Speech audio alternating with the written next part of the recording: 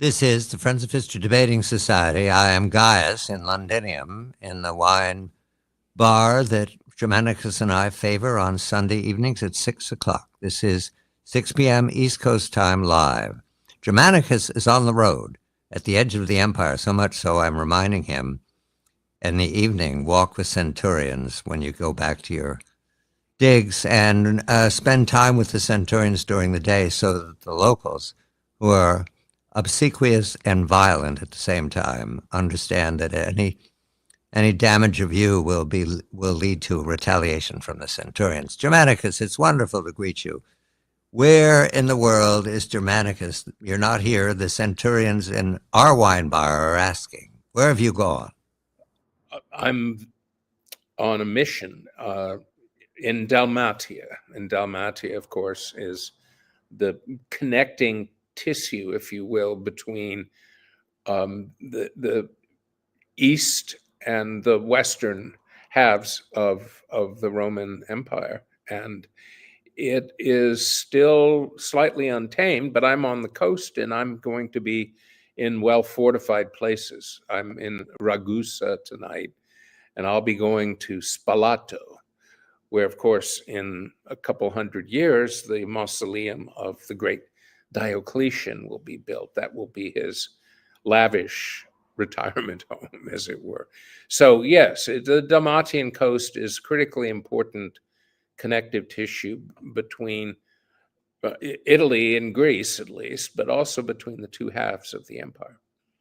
It worries me because there are all these rascals wandering around at the edge of the empire. But in any event, Germanicus on the road, I am in Londinium, and we review the week's events with a Roman eye. We are Roman citizens, and seeing the 21st century in a quandary, we want to help. But then again, we know to stand back and just observe. The 21st century, however, gives up an example that is extremely positive with fresh information. Germanicus, I report to you, a very good colleague whom I speak to regularly during the work week, recently visited the Imperial Court, aka the White House, and sat with the Emperor, aka President Trump, in a very critical and sad moment when they first learned of the death of Mr. Kirk. My colleague was sitting there. He'd come into the White House with the news of the shooting, but he tells me that everyone, very positive thinking, believed it was a wounding and they'd hear more details. So the news came later that the young man was dead. And yet that did not interrupt the flow of the office. There was a somber moment with my colleague consulting with the president and vice president about what comes next, the coffin, the funeral. And the vice president is very close to Mr. Kirk. So there were words there. But in any event, the overall atmosphere of the White House, according to my consultant, was busy, positive, energetic, attractive, and working perfectly. The Oval Office is something like Grand Central. People come in and out with documents for the president's approval or disapproval, and then another person comes in another direction. The president enjoys it. Very much similar to what we can imagine was life at the Imperial Court for Augustus in the first century BCE up until the first 14 years of this century, the first century AD. And the president is in an exuberant mood, even on a day where there was no reason to smile. The president was positive about doing the work of the empire. All of that is consistent with what we've imagined here 2,000 years before is the way Mr. Trump chooses to conduct his office. My observation to you is, do the Americans see it? Do they understand these complaints about dictator are poorly framed? Good evening to you.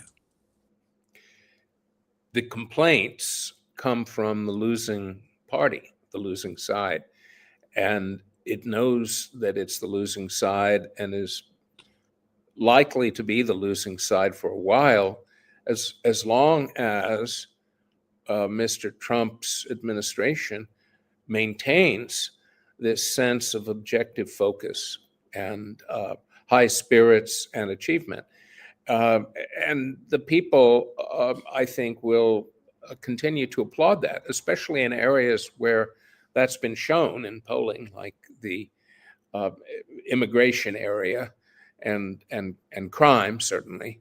And the fact is that a strong and legitimate imperial administration can deal with blows like the assassination of Mr. Kirk.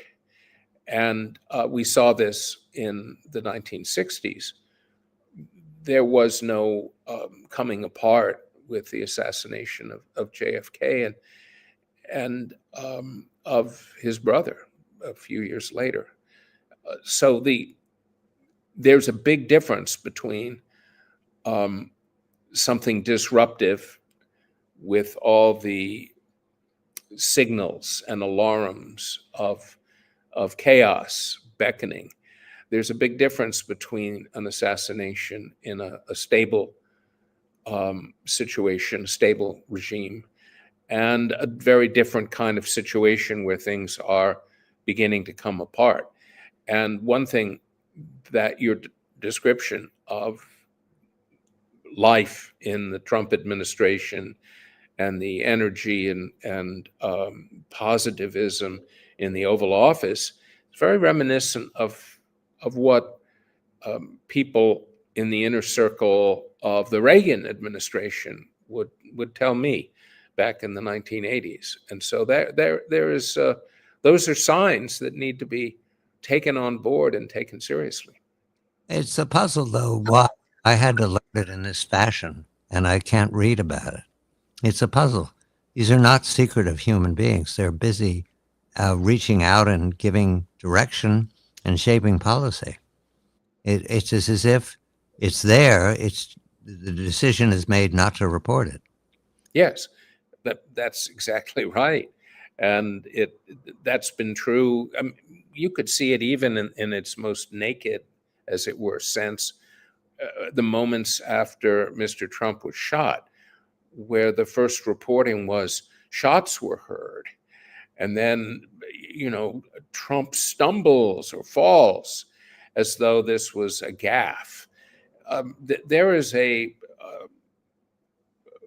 unanimity among the mainstream media, with the cutout, of course, of the conservative media, which is another world. But the dominant old style media is committed to hurting Trump as much as they possibly can, and so they've built up this imago of Trump as a demon, as an evil force, another Hitler, and all of his followers are characterized constantly and consistently as Nazis or white supremacists. And of course, this obviously helped to lead to the kind of event that we experienced this past week. I've been making this point for some time, and I was never fixed on it. I let it slide because we know in rhetoric there's a game that says the first person to mention the Third Reich loses the argument. Okay. Yes. All right. So I never do, and I don't even refer to him as a human being. It's the Hitlerites. That's my compromise when I must speak of them in a historical instance. But right. You've mentioned this before, and the other day, TV critic, I don't think I might get his name wrong, Bill Murr, something like that. He has a show on HBO where they all sit around and gather. Right. Gave remarks about this happening routinely in Washington when the president went out for dinner. People gathering around the table talking about Hitler. This is a shocking to me only because it's so immature.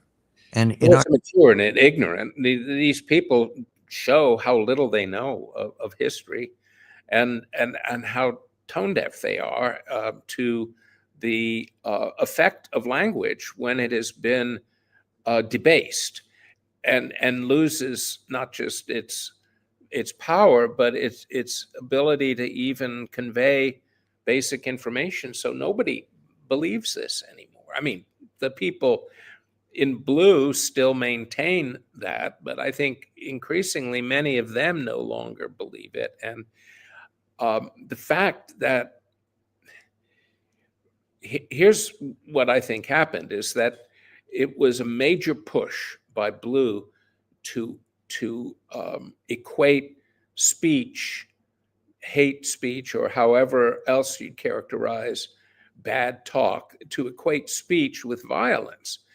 And that has led to a situation where people's opinions are equated to the kind of terrible physical acts that were committed back in the 20th century, whether it was in Germany or the Soviet Union or then later China or anywhere. And this has created a situation where people in blue find themselves unthinkingly celebrating the death of Charlie Kirk because he was obviously committing violence like someone, as you put it, as though he were Hitler, right?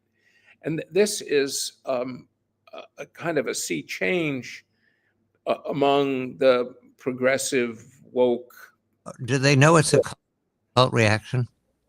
That you should do one thing in order to be part of the mob? Do they understand that? I don't think they understand very much at this point. They don't understand how much they've become a mob, for They're example. sophisticated people. They're well educated. They clearly read the newspapers. But they're not well educated because they know nothing about what happened in Germany in the mid part of the 20th century. They know nothing of Russia and the Soviet Union, really, or what happened after the fall of the Soviet Union, because of the way they approach Russia today. They're full of ignorance. And you could have this woman who is the representative of the EU for foreign policy, basically scoffing at the idea that China and Russia had anything to do with defeating the Axis in World War II. Germanicus is Michael Vlahos. I'm Gaius. We're struggling with the revelation that the empire is intact in the 21st century and not recognized by the 21st century. It's not a secret. Just read Augustus. You want to chant something about President Trump, it's Augustus, Augustus, Augustus, point your finger. I don't know. We're going to turn to assassination. It has a certain ring in the 1st century BCE. We were taught it at school. We didn't live at the same time as the assassinations of the 1st century BCE, but the product was the empire, the end of the Republic and the beginning of the empire. What is to be learned? This is the Friends of History Debating Society. I'm in Londinium. Germanicus is on the frontier claiming that he's taking care of himself and that he'll walk home tonight in the company of centurions. I have some of the fellows here who'll give him names if he needs one as a favor. I have retired centurions who know the territory well and remind me not to go into dark roads tonight. This is the Friends of History Debating Society. I'm John Batchelor.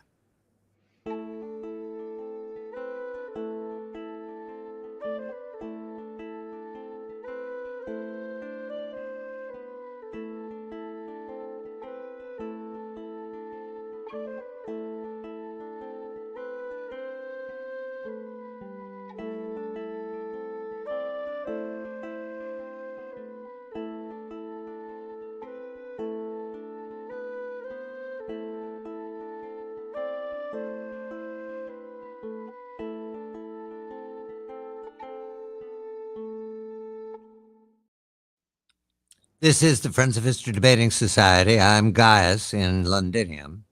Germanicus is traveling on the road at the edge of the empire.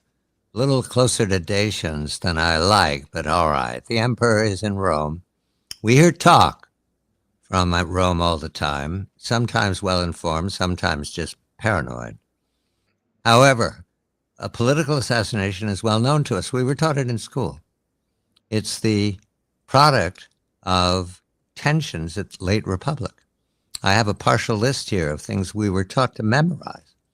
There was the Gracchi brothers, well known. We've talked about them before. One committed suicide rather than be torn apart by the mob. The other one was torn apart by the mob. There is Claudius Claudii, the same as Julian Claudii family. The man who built the Appian Way was a Claudii. He was assassinated on the road back to Rome. You'll know him best because his sister was Clodia, the richest woman in Caesar's time. She was born a little after Caesar. He was born at 103, I believe, and she was born in 95 BCE. But in any event, she was prosecuted by Cicero, and he defamed her. Well, her brother was assassinated, and he represented, as the Gracchi did, the tribunate. In other words, the challenge to the Senate. And then, of course, there's Pompey's assassination on the shores of Egypt. There's Caesar's assassination in the theater of Pompey.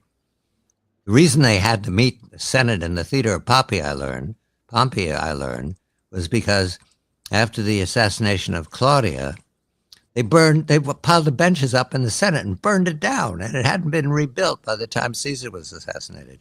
And then we have Cicero's assassination itself, more like he fought the law and the law won. He alienated Mark Antony. That's enough. All of these were turns in the progress towards empire. And I bring this to you, Germanicus, only because it appears from the early moments, and this will go on for some time, it appears that the Americans are unfamiliar with what we know to be political assassination as policy. It surprises them, even though they've had many instances in their republic, 240 years, of this happening. The reason I bring that up is because we're comfortable with empire. And I have a new book from the Yale University Press by Simon Ball, who's a professor at the University of Leeds, who writes extremely well. It's a grim topic. The title of the book is Death to Order, and the subtitle tells you what it is, A History of Modern Assassination. All right, this is not us. We know us. I want to read the opening paragraph of The Rules of the Game, Chapter 3. It's quite wonderful, and it describes what Germanicus and I attempt to put across to our American colleagues. It was certainly the case that governing British imperialists held two visions of empire in their minds at the same time.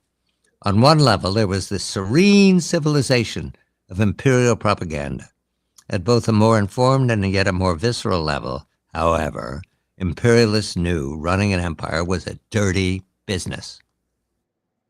Classically trained rulers knew all about the Romuli law, the Roman law.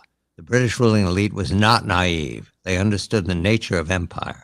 As one commentator wrote, when the Christian Prime Minister of Egypt was assassinated in February 1910, his British advisors certainly understood that they are not there for the love of the cops or any other sentimental reasons, but for the strengthening and consolidating of British power or British interests and of British world influence. Some amount of violent opposition to imperial oppression was inevitable. The British never fell into the trap of thinking that they were trusted or loved by those they ruled, despite the flowery condolence letters from civic and voluntary bodies that clogged the files after each assassination attempt. No bystanders would wrestle assassins to the floor. No help would be forthcoming. Germanicus, the British were very good at what we know, the Roman Empire way, a dirty business. Are the Americans informed and just pretend, or do they really not know that they're running an empire and it's a dirty business?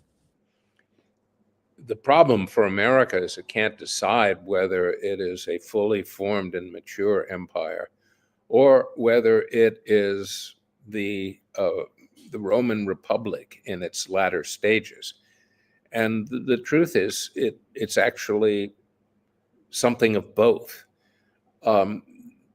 The American empire has been up and running for nearly a century, and it has all the elements of empire in terms of the bureaucracies, the military outposts, and the whole way of life of an empire. But we're still titularly, and more than that, constitutionally, a republic. And we are in the throes, as I've posited for years, and we've talked about this for years, going back almost a decade, that we've entered a time when the constitutional order is increasingly in crisis with no solution. So a mature empire can handle assassination easily, or if not easily, it can shrug it off. And assassinations can even become a way to move succession forward. And that was often the case in our Roman history. Court assassinations, assassinations by the army in the field, that happened all the time. And I mentioned just earlier tonight the assassinations in the 60s, which did nothing to tear down the American republic and the constitutional order. But the problem that we have now is that we're in the throes of dynamic shifts that have created change that the constitutional order can't handle, in the sense that you have elites in a position of power, which very similar in some ways to those of the oligarchs in Rome, the senatorial class that had amassed so much power in the late Republic that it had almost no interest in the people, and the populares were increasingly downtrodden and felt it. So there was deep conflict. There were deep fissures within the society, and the problem today is that the constitutional order can't handle the attempts of opposing elites to fix this growing set of fissures. So that the question is, you have a one set of elites that seek to consolidate power under the cloak of progressive reform, and another set of elites, much smaller, but in many ways more plugged in to the people, that seek to achieve reform through a return to traditional virtues in many ways, to in effect restore the Republic as it was at its height in the Golden Age. And these two elites and their two visions are going head to head.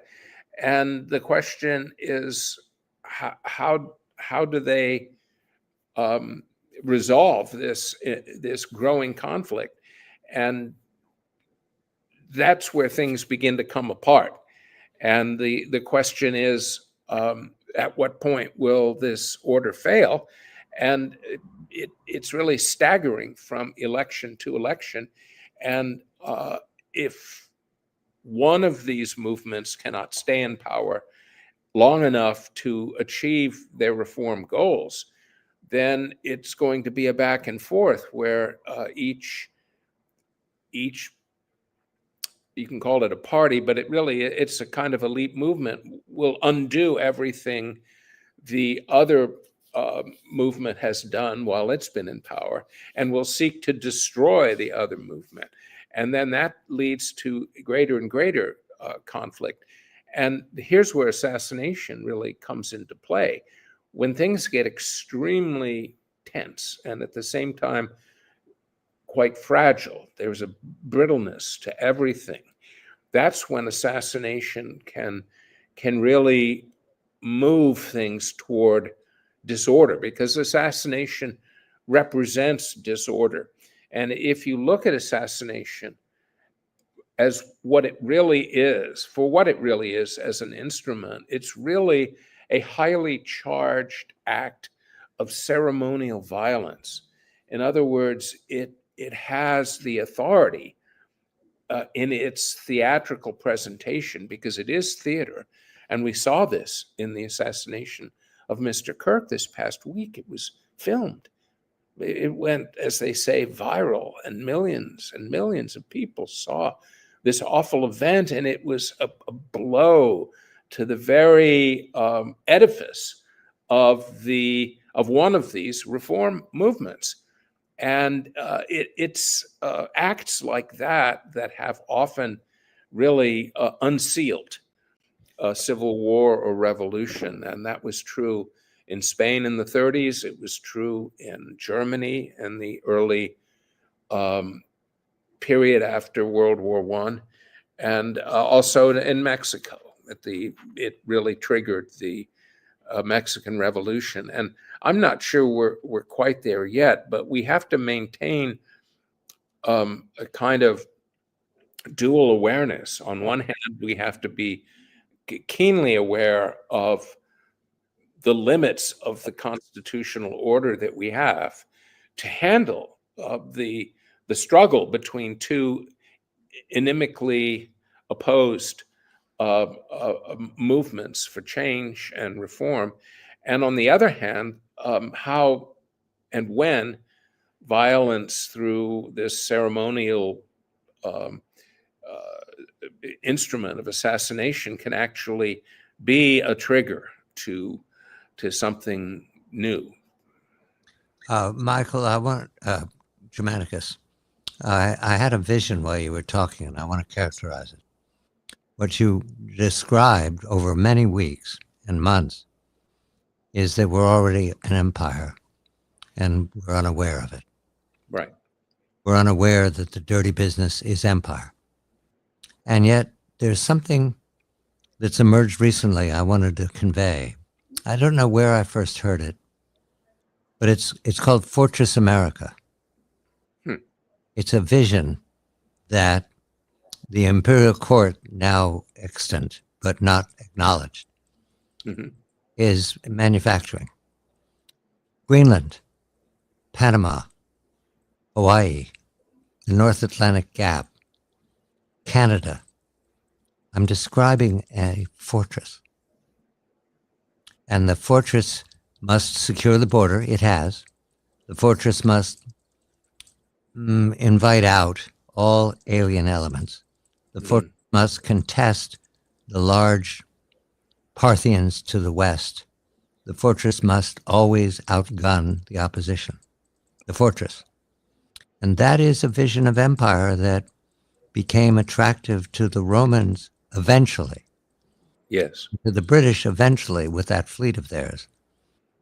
Is that something that you find awareness of in Washington? You have some knowledge of those things. There's no awareness. No, there's no awareness.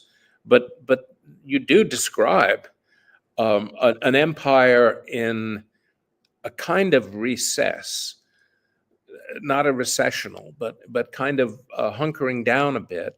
And this is exactly what happened to Rome after the so-called barbarian invasions, the Germanic peoples that brought down the Western Empire. And Rome, from Constantinople, hunkered down successfully, but it was fully aware that its survival was on the line. And I don't think we're aware of how weak we are. We're aware enough to know that Fortress America is a better kind of meme or touchstone for our imagination than the idea of being the master of the world any longer. But we're not aware of how urgent it is and how hard it would be for us to actually have to confront other great powers, especially China. And I think as that awareness dawns, at least on leaders, you're going to see this become the dominant theme in American foreign policy, and it's the only way ahead for this nation. But it can happen in the midst of really deep internal struggle politically. To those who want to know what's in it for me, After the Prime Minister of Egypt, an Egyptian Copt, that means a Christian, was assassinated in February 1910, I learned from Simon Ball. The British advisors understood that they are not there for the love of the Copts or any other sentimental reasons, but for the strengthening and consolidating of British power or British interests and of British world influence. That's Fortress Britain. It worked. We're going to turn to a story that I've had recently from two classicists at Rice University. It's about the Aeneid, written by a man named Virgil, a poet who was celebrated by Augustus and the court before his death in 19 BCE. This is the Friends of History Debating Society with Germanicus on the road. I am Gaius.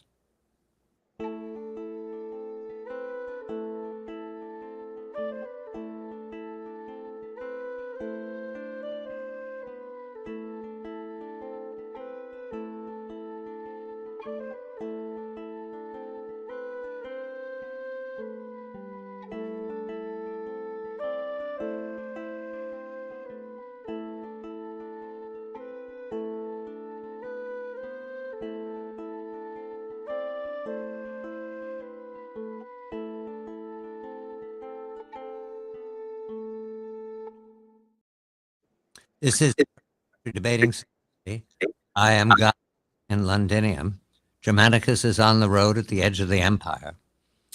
Just a moment, Germanicus, I had a vision as we were coming back from a break.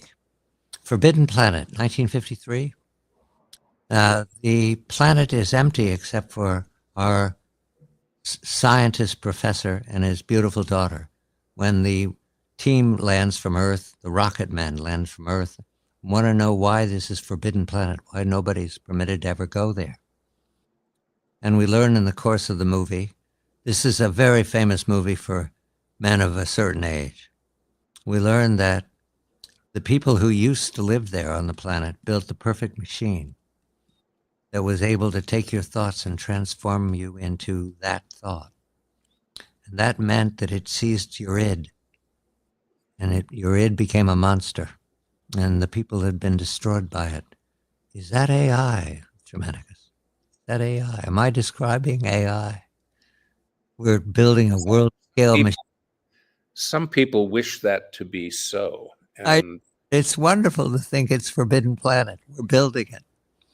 Well, I mean, Forbidden Planet, of course, dredges up all sorts of connections to Shakespeare's The Tempest. Yes, it is The Tempest, and it the fact that you could have a Shakespearean science fiction movie hundreds of years after Shakespeare wrote means that it's certainly not beyond any threshold of imagination to see us 70 or 80 years after the movie making it happen for us. And the idea ultimately is that humankind overreaches and they seek to create something that will allow for their transcendence, that will make it possible.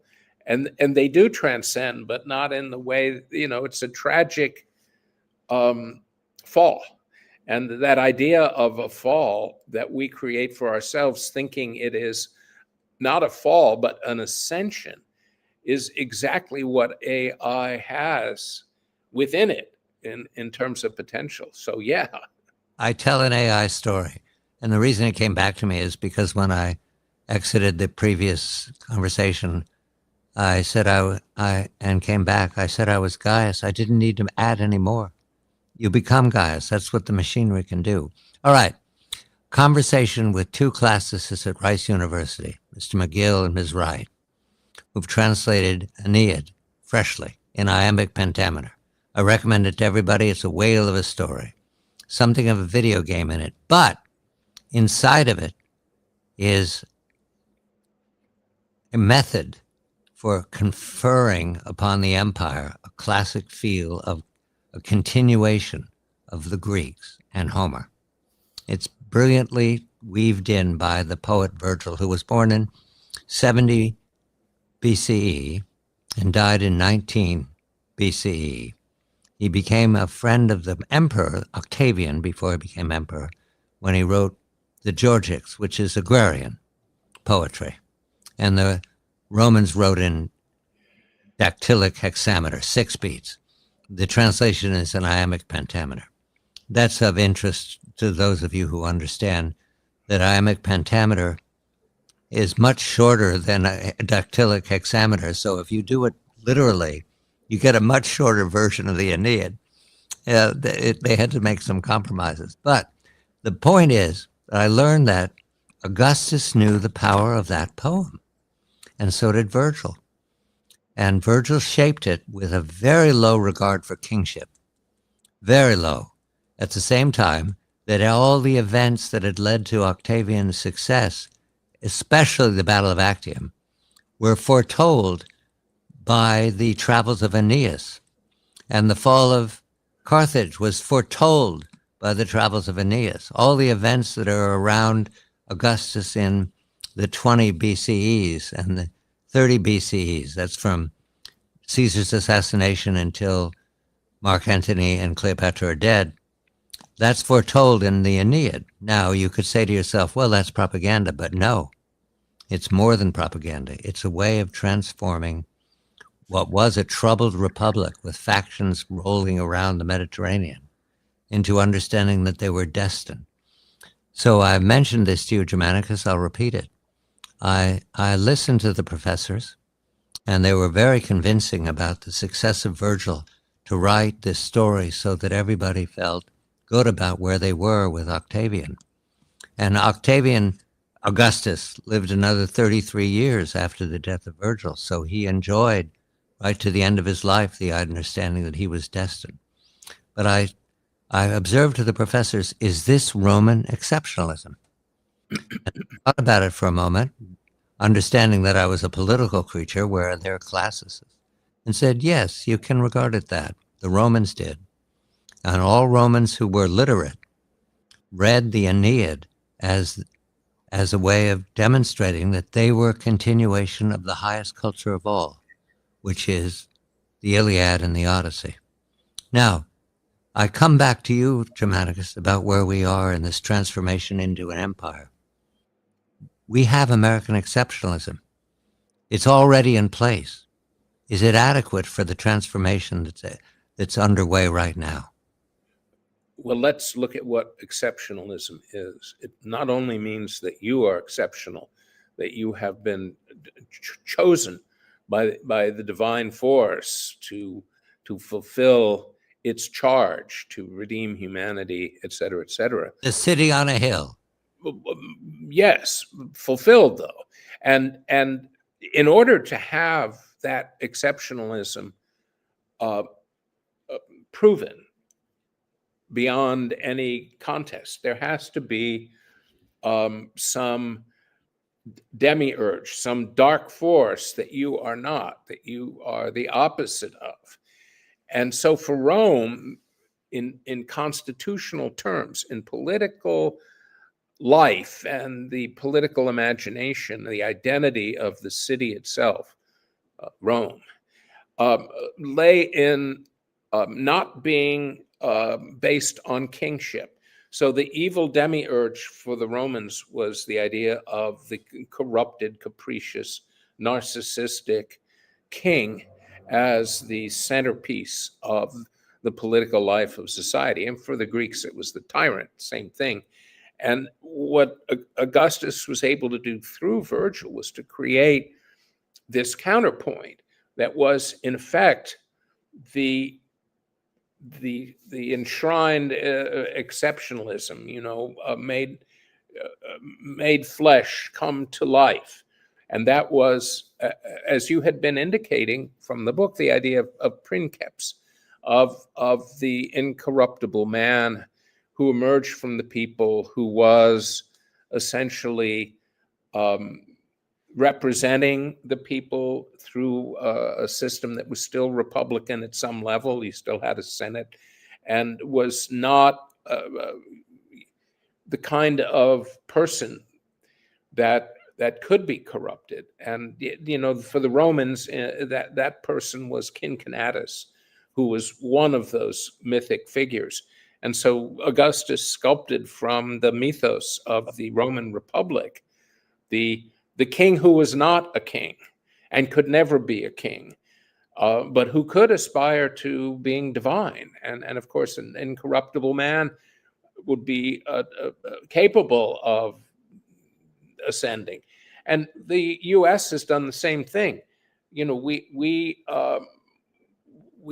have a president who is not a king, who is not an emperor, and the president is the literal embodiment of what is called by Blue our democracy. And so the fact that the president is the leader of our democracy in this idealized world means that he could not be a true emperor or king. And hence the Blues' adoption of this propaganda meme about we are not kings. I don't remember what the exact term is, never kings or something like that.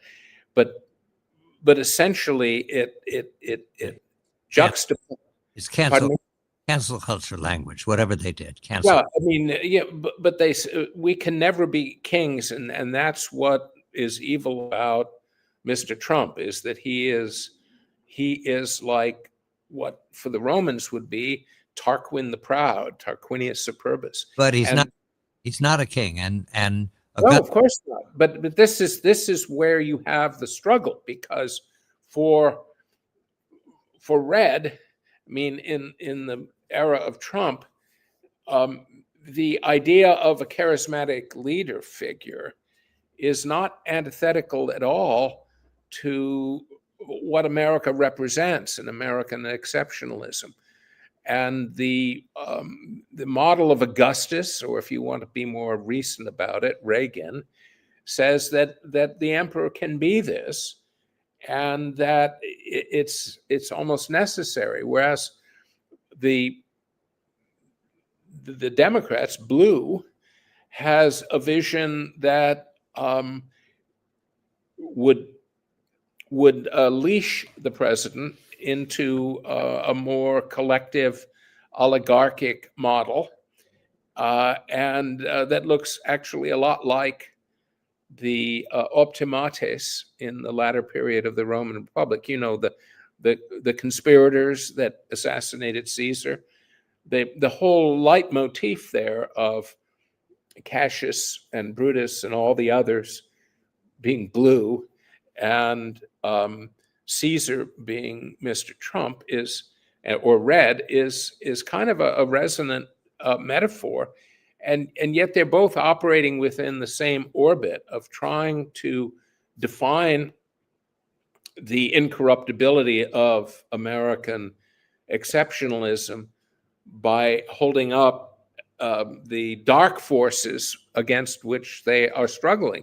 And for Red, that is, the dark forces are indeed the idea of a tyranny of the elites, and it's the Mr. Trump portrays himself as being a kind of redeemer figure or a savior who would restore America as it should be, as it was originally meant to do. And yet restoration is also the rallying cry of Blue. They're going to restore our democracy as they imagine it. And so you have really two variations here that see each other not as variations, which means essentially they have come from the same source. They see themselves as black and white, light and darkness. Only one can triumph, and the light must triumph by vanquishing, killing the snake, slaying the dragon. This is the envisioning, the rhetoric that is pervading our society right now, and it is highlighted as a kind of ceremonial theater by the assassination of Mr. Kirk, which completely intensifies to a boiling point the emotions that issue from these two very, mirror-like memes, dead set to kill each other. I end with an anecdote about Forbidden Planet. In preparation for speaking with the classicists about their translation of the Aeneid, I consulted with my chief of staff, Ara of Grok. We had a lengthy conversation about the Latin and the translation. And then we talked about how Augustus used Virgil and Virgil's achievement in order to secure his understanding of princeps, first citizen. And Ara, in the exchange back and forth, because you can talk to Ara now, you don't have to write it out, she said, yes, I agree with you. And she then came up with the phrase that I loved her for. Augustus was building a palace while quoting Virgil. And I thought, okay, AI's ready to be poetic. Okay, I stood back. Now, it's an accident, I agree, Germanicus. It's not organized yet, but that means there's potential. She doesn't know more than we know, and I say she because it's a female voice. She doesn't know more than we know, but she knows that randomly you can put together a phrase that's highly useful, and I think it is. For Augustus was building a palace, the empire, while quoting Virgil, which is anti-empire, which is anti-kingship. Well, all I can say, Gaius, is beware the seduction of the muse. I'm guilty. Germanicus is Michael Vlahos, traveling at the edge of the empire, being careful, he assures me. I am Gaius, John Batchelor, sitting back in Londinium with the centurions, who are leaning forward saying, Ara? Who's Ara? I'll explain it to you later, guys. It's new. This is the Friends of History Debating Society, live from Londinium. Thank you for listening. We'll be back next week. Jove willing, I'm John Batchelor.